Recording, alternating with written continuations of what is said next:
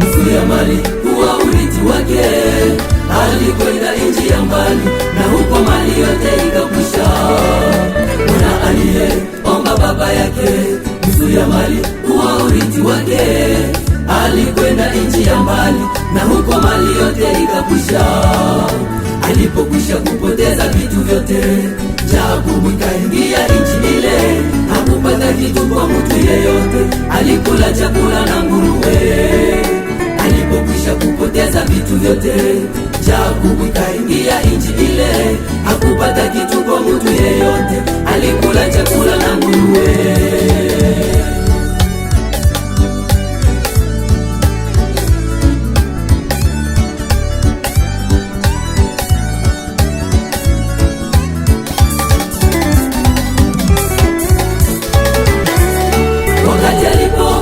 Kujitambua, kasema watumishi wangapi wiko kwa baba, wakula chakula wanashiba, nami hapana kufa na njaa.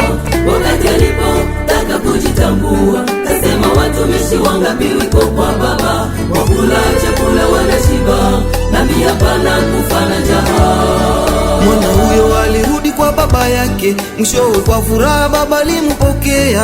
Nawe ndugu yangu twakusikuja, kwake Yesu atakupokea. Mwana huyo alirudi kwa baba yake, mwishowe kwa furaha baba limpokea. Nawe ndugu yangu twakusikuja, kwake Yesu atakupokea. Kuja kwake Yesu angalia na kupenda, kwake ndipo twapata salama. Hata umetenda dhambi amua sasa zitasafishwa. Kuja kwake Yesu angalia na kupenda, kwake ndipo twapata salama. Hata umetenda dhambi amua sasa zitasafishwa.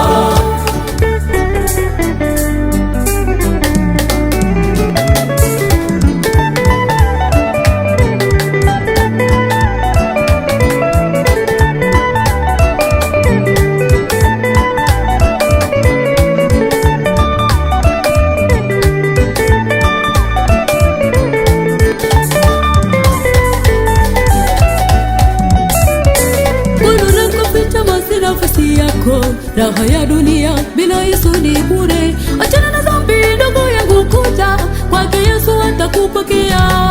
Kwani unakoficha basi nafasi yako. Raha ya dunia bila Yesu ni bure. Achana na dhambi ndugu yangu, kuja kwake Yesu atakupokea.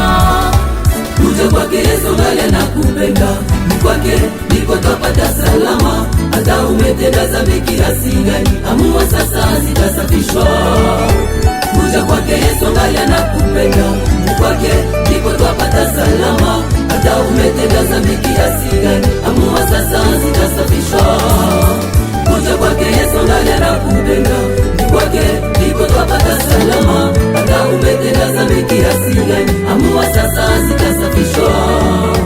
Kuja kwake Yesu angalia na kupenda, kwake ndipo twapata salama. Hata umetenda dhambi kiasi gani, amua sasa zitasafishwa.